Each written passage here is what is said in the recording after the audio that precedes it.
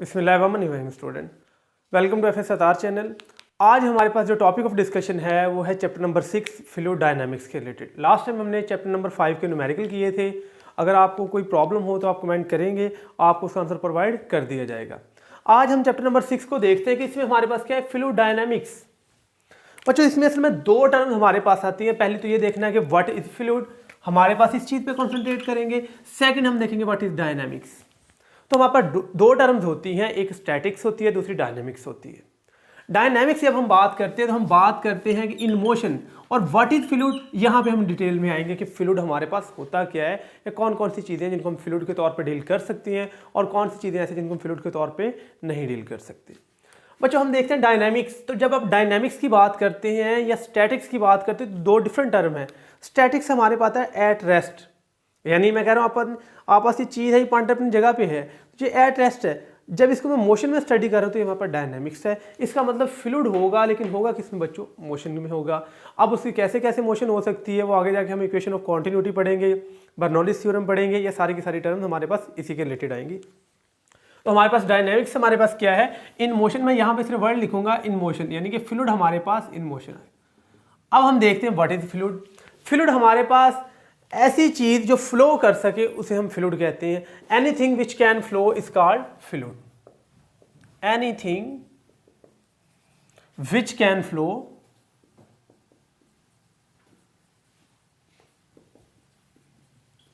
Is called fluid. तो fluid की definition ये हमारे पास होती है। मसलन हम लिक्विड जो है ये हमारे पास फ्लूइड है। अब क्वेश्चन ये है कि क्या एयर जो है ये फ्लूइड है।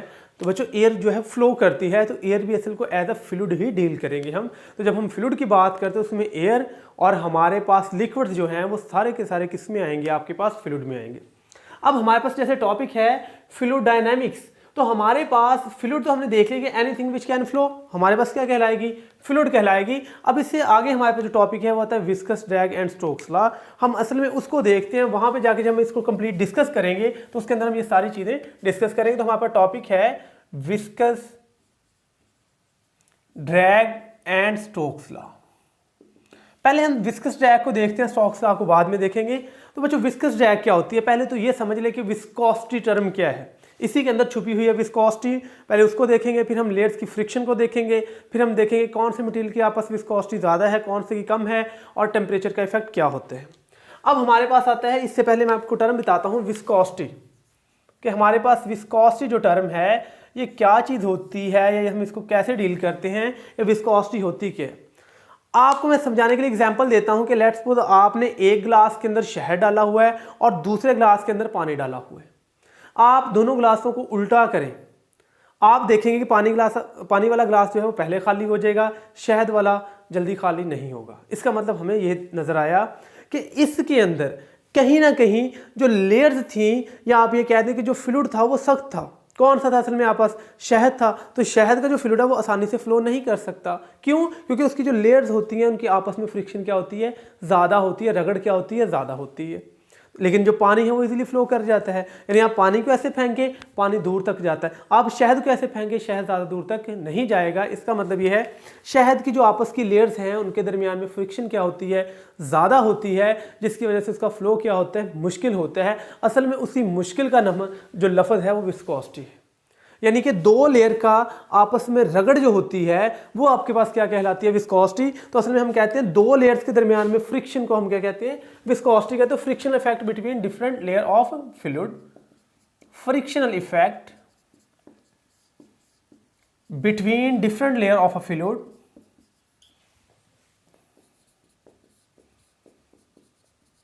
Different layer of a fluid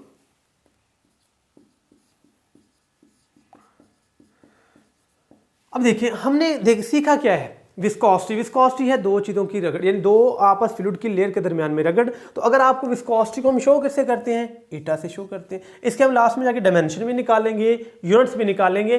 अभी हम ये देखें इसका सिंबल क्या, विस्कोसिटी। तो विस्कोसिटी अगर आपसे पूछा जाए हनी की, वो हमने कहा है ग्रेटर देन किससे होगी, वो ग्रेटर देन होगी आपस वाटर से। यानी एक टब आप हनी का भर के रख लें, एक टब आप वाटर का, और दोनों में ऐसे हाथ हिलाएं बच्चों।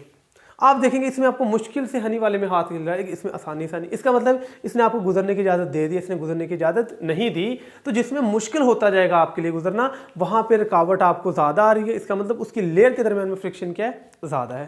तो हमारे पास जो हनी होता है इसकी हमारे पास फ्रिक्शन इफेक्ट क्या होता है, ज़्यादा लेयर्स का, इसका क्या होता है, कम होता है।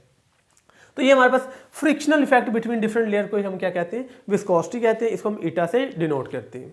अब क्वेश्चन ये है कि हमारे पास जो विस्कोसिटी है इसका टेम्परेचर के साथ क्या रिलेशन है। विस्कोसिटी का हम किससे रिलेशन पढ़ेंगे, टेम्परेचर के साथ रिलेशन ऑफ, या डिपेंडेंस अपॉन टेम्परेचर हम क्या लेते हैं इसे, डिपेंडेंस अपॉन टेम्परेचर। कि हमारे पास कोई फ्लूइड है, आप उसको गर्म करें, मसलन पहले मैं लिक्विड्स की एग्जांपल लेता हूं बच्चे। लिक्विड्स आपने इनको गर्म किया है, मसलन मैंने कहा आपने दोनों ग्लासों में अब हनी भर लिया है, इसको आपने गर्म करना शुरू किया है, इसको आपने ठंडा रखा है। आपने इसको जब गर्म किया और इसको ठंडा रखा, आपने दोनों ग्लास एक जितने भरे थे आपने दोनों को ही लुटा दिए।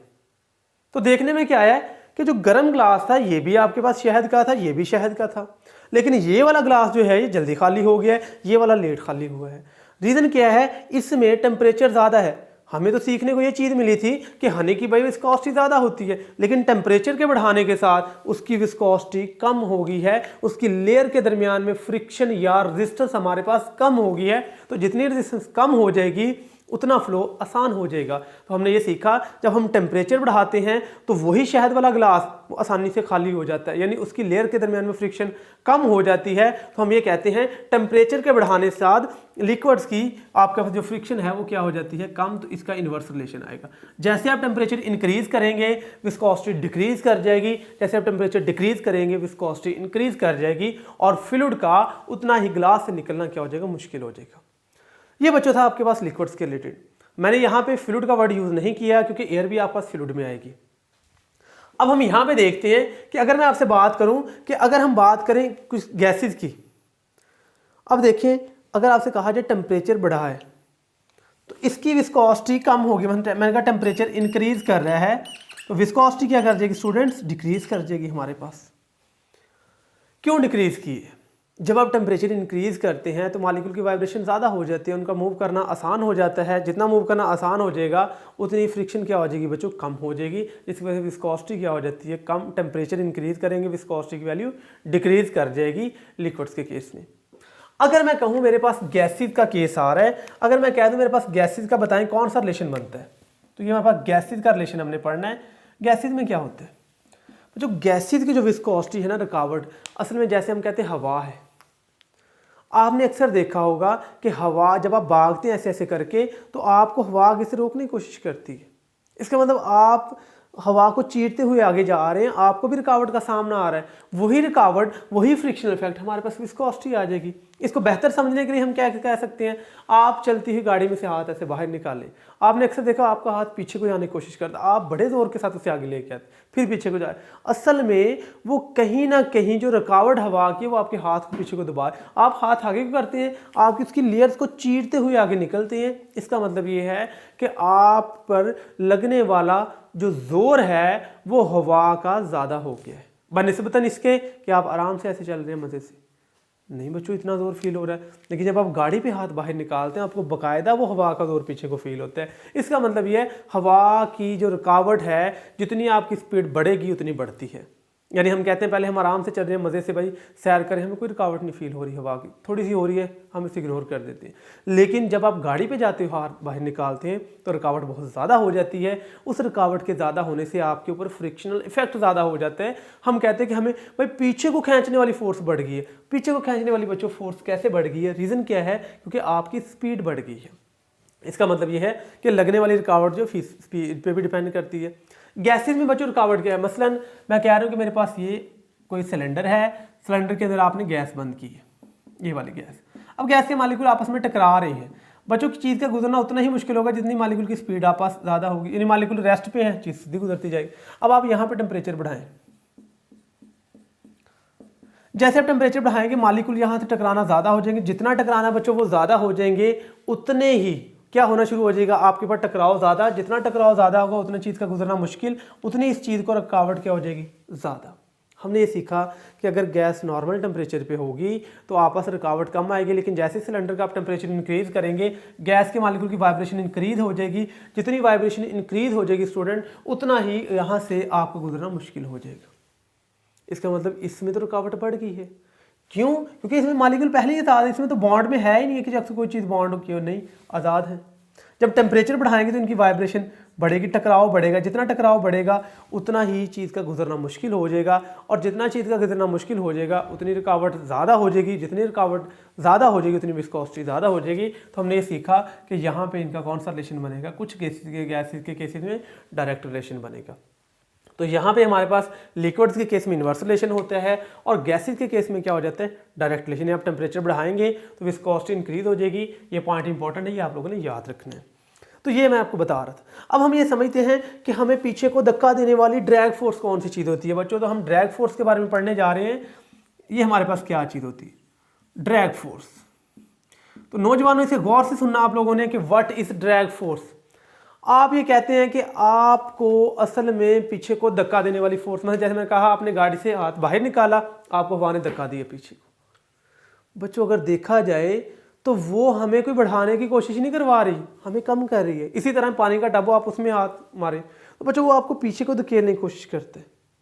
इसे असल में आप कहते हैं ड्रैग फोर्स। यानी ये रेजिस्टिव फोर्स होती है कि इनहैंस नहीं कर रही होती, हमें रुकावट दे रही होती है। तो असल में ये रेजिस्टिव फोर्स होती है जो आपको रोकने की कोशिश करती है। तो इसे असल में किस फोर्स का नाम देते हैं आप लोग, ड्रैग फोर्स का नाम देते हैं। यानी फ्रिक्शनल इफेक्ट जो बिटवीन टू लेयर्स है वो विस्कोसिटी है, और वो लेयर्स आपको रोकने के लिए कितना काम कर रही है, वो हमारे पास असल में कौन सी फोर्स आ जाएगी बच्चों, ड्रैग फोर्स आ जाएगी। तो हमारे पास अगर ड्रैग फोर्स देखेंगे तो ड्रैग फोर्स हमारे पास क्या चीज़ होती है, ये इनहैंसिंग नहीं होती, ये ऑपोजिशन होती है। किस में, आपकी मोशन में। तो आपकी मोशन को रोकने के लिए असल में ये जो फोर्स यूज होती है, इसे हम किसका फोर्स का बच्चों नाम देते हैं, ड्रैग फोर्स का नाम देते हैं। अब क्वेश्चन ये है कि ड्रैग फोर्स रेजिस्टिव फोर्स है, तो मैं यहां पे लिख देता हूं कि रेजिस्टिव फोर्स है आपके पास,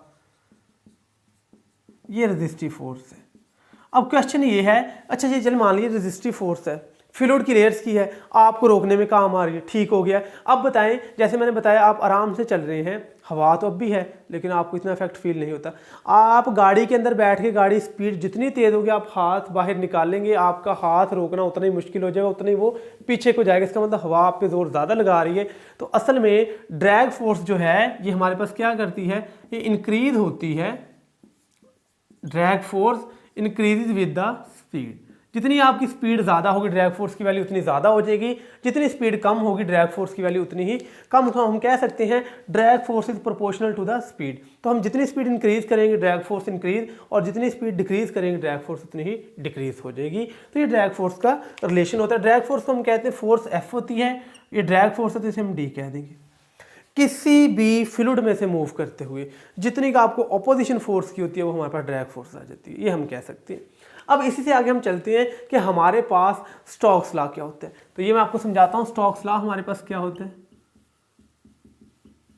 स्टोक्स लॉ, अब देखिए मैं आपको एग्जांपल देता हूं, एक छोटे पानी की कतरे की या सफेयर टाइप जिसको हम कहते हैं। ये हमारे पास वाटर का ड्रॉप है, ये आपस गिर रहा है, यहां पे डाउनवर्ड गिर रहा है। हमने मान लिया ये सफेयर है, इसका कोई ना कोई बच्चों रेडियस होगा, आर इसका रेडियस ऑफ स्फीयर है। तो हम यहाँ पे लिख सकते हैं इस तरह क्वेश्चन में कि R is radius of sphere. तो ये किस स्पीड के साथ गिर रहा है नीचे को बच्चों, वी के साथ। तो हम यहाँ पे लिखेंगे R is radius of water droplet या रेडियस ऑफ स्फीयर। अब देखिए जब आपने देखा कि चीज़ ऊपर से नीचे गिरती तो हवा नीचे से ऊपर रिस्पेक्ट करती है, तो हमारे पास हमें हवा नीचे से ऊपर को धकेलेगी, इसका मतलब वो भी हमें रुकावट दे रही है, वो असल में ड्रैग फोर्स है हमारे पास। अब आपने ये देखा है कि हमारे पास दूसरी चीज़ क्या होगी बच्चों, इसकी v स्पीड होगी हमारे पास, ये डाउनवर्ड हाफ आ रहा है। अब देखिए मैंने बताया जितनी स्पीड बढ़ेगी ड्रैग फोर्स की वैल्यू उतनी ही ज़्यादा। तो हवा असल में नीचे से किसकी तरफ एक्ट कर रही है, अपवर्ड। तो ये असल में डाउनवर्ड से अपवर्ड एक्ट करेगी और पार्टिकल को रोकने की कोशिश करेगी। ये हमारे पास असल में कौन सी फोर्स आ जाएगी, ये डाउनवर्ड से अपवर्ड, ये ड्रैग फोर्स आ जाएगी। अब बच्चों क्वेश्चन ये है, ये रोकने का काम कर रही है। अब ड्रैग फोर्स उतनी ही ज़्यादा होगी जितनी हमारे पास हमारी आने वाली स्पीड ज़्यादा होगी। मसलन अगर पार्टिकल भाई बड़ा ही स्लो आ रहा है, बड़ी स्लो आ रहा है, इस पर ड्रैग फोर्स भी कम लगेगी, और एक बहुत स्पीड आ रहा है, उस पर फोर्स भी क्या होती जाएगी ज़्यादा, तो drag force is directly proportional to the speed. Question ये है, अगर ये आपका ड्रॉपलेट ही बिल्कुल थोड़ा सा छोटा सा इस तरह, और एक ड्रॉपलेट ही काफ़ी अच्छे खासे साइज का बड़े का है, ये हमारे पास है, तो अगर इसका साइज बढ़ जाएगा तो बच्चों आप ये देखें कि आप फर्ज करें इतना कागज़ नीचे को फेंकती हैं और फिर आप इतनी बड़ी चीज़ फेंकती हैं, तो नीचे से चेक करें एरिया बढ़ गया, साइज बढ़ गया, जितना साइज बढ़ जाएगा उतनी सी नीचे से लगने वाली हवा की रुकावट भी क्या होती जाएगी, ज़्यादा, तो हमारे पास ड्रैग फोर्स क्या होती जाएगी, ज़्यादा। तो drag force is directly proportional to the radius हमारे पास आ जाएगी। तो पहली तो ये स्पीड के डायरेक्टली प्रोपोर्शनल होगी, सेकंड ये रेडियस के डायरेक्टली प्रोपोर्शनल होगी। अब किसी भी फ्लूइड में से, ये तो हमने एयर की एग्जाम्पल ली है, आप पानी, शहद, इनमें से चीज़ों को फेंकें। मसलन आप एक बीकर लें, यहाँ पे एक पानी का बीकर भर लें और एक शहद का बीकर भर लें, आप यहाँ तक दोनों को भरा हो, आप यहाँ पे एक लोहे की बॉल स्फेयर टाइप को यहाँ पे रखें और वो नीचे को मूव करना शुरू करें। ये वाटर है और ये हमारे पास हनी है। आपने देखा होगा कि हनी में चीज़ स्लो मूव करती है, वाटर में स्पीड से मूव करती है। रीज़न क्या होती है, हनी की जो आपस की लेयर्स हैं इनके दरमियान में रुकावट क्या होती है, ज़्यादा। अगर इनके दरमियान में रुकावट ज़्यादा होगी तो इनकी विस्कोसिटी क्या होगी, ज़्यादा। अब हनी की विस्कोसिटी ज़्यादा है, वाटर की कम है, इसकी विस्कोसिटी ज़्यादा होगी, इसमें से उस बॉल का मूव करना मुश्किल हो जाएगा, यानी वो आराम से नीचे नहीं, मुश्किल से वो आएगी और यहाँ पे वो आसानी से आ जाएगी। सिंपल एक और एग्जांपल लेते हैं, वो आप पानी में छलांग लगा दें और आप शहद के भरे हुए टब में छलांग लगा दें, तो टब में आप बड़े मज़े से नीचे जाएंगे, लेकिन पानी में आपको पता भी नहीं चलेगा, आप एंड तक पहुंच जाएंगे और फिर फूल के बाहर आएंगे। वो कहेंगे बच्चा बड़ा स्माइल कर रहा है, वो बच्चे स्माइल आपकी आखिरी स्माइल होगी। हम देख रहे थे हनी और वाटर को। हनी हमारे पास क्या चीज़ है, हनी में चीज़ मुश्किल को नीचे को मूव करती है। रीज़न क्या है, इसमें आपस की रुकावट ज़्यादा है, इसका मतलब आपका नीचे को जाना मुश्किल हो गया। जितना नीचे को जाना मुश्किल हो गया, इसका मतलब उतनी नीचे से फोर्स आप पर ज़्यादा लग रही है। इसका मतलब ये हो गया है, हनी में नीचे से ऊपर फोर्स हमारे पास क्या लगती है, ज़्यादा, और वाटर में इतनी ज़्यादा नहीं लगती, हम बड़े मज़े से नीचे जा पहुँचते हैं। तो हमने ये सीखा कि हमारे पास अगर फ्लूइड गाढ़ा होगा तो हमारा नीचे जाना मुश्किल हो जाएगा, अगर फ्लूइड हल्का सा होगा यानी जिसकी डेंसिटी कम होगी, हम बड़े मज़े से उसके अंदर चले जाएंगे। तो इसका मतलब हमने ये सीखा कि अगर यहाँ पे लेयर्स के दरमियान में रुकावट ज़्यादा है तो नीचे से हम पे फोर्स भी बच्चों ज़्यादा लगेगी। तो हमने ये सीखा कि हमारे पास अगर विस्कोसिटी ज़्यादा होगी, लेयर के दरमियान में फ्रिक्शन ज़्यादा होगी, जितनी लेयर के दरमियान में फ्रिक्शन ज़्यादा होगी उतना नीचे को मूव करना मुश्किल होगा, जितना नीचे को मूव करना मुश्किल होगा उतनी नीचे से फोर्स हम पे क्या लगेगी, ज़्यादा लगेगी। तो ड्रैग फोर्स हमारे पास क्या आ जाएगी, डायरेक्टली प्रोपोर्शनल किसकी आ जाएगी, विस्कोसिटी की आ जाएगी। ये हमारे पास तीन चीज़ों के प्रोपोर्शनल होगी। पहले हमारे पास स्पीड, रेडियस एंड विस्कोसिटी। अब हम इन तीनों रिलेशन को कंबाइन कर लेंगे तो हमारे पास एफ डी की वैल्यू क्या आएगी, F D is equal directly proportional eta R V, और यहाँ पे ख़त्म करेंगे तो इसकी जगह कांस्टेंट लगाएंगे 6 पाई ईटा आर वी। तो ये हमारे पास असल में स्टोक्स लॉ की इक्वेशन आती है। और ये कब तक एप्लीकेबल है, अगर हमारे पास स्पीड क्या होगी, स्लो होगी, यानी कि हमारे पास यहाँ ज़्यादा तेज़ स्पीड नहीं, यानी आप ये ना समझें कि स्पीड ऑफ लाइट के साथ पार्टिकल मूव कर रहा है, ऐसा नहीं होता बच्चों। यहाँ तक हमने सीखा हमारे पास ड्रैग फोर्स क्या है, विस्कस ड्रैग असल में क्या है, ये रेजिस्टिव फोर्स ही होती है। तो यही असल में हमारे पास विस्कस ड्रैग जो है ये क्या चीज़ है, ये रेजिस्टेंस है between the layer of the fluid, जो कि आपको असल में ऑपोजिशन, यानी कि आप रेजिस्टिव फोर्स से कह सकते हैं। यही हमारे पास हमने पढ़ा था ड्रैग फोर्स की सेंस में। अब क्वेश्चन ये है, मैंने आपको जैसे शुरू में बताया, इसके हम यूनिट कैलकुलेट करेंगे, ये ईटा के। अब ईटा अगर आपने यूनिट कैलकुलेट करने तो ईटा तो इस साइड पे रहेगा 6 पाई और आर वी, ये इधर आके हमारे पास क्या हो जाएगा, डिवाइड। तो हम इसे करते हैं डिवाइड, तो ईटा हमारे पास आ जाएगा, eta is equal to F D over 6 pi R we.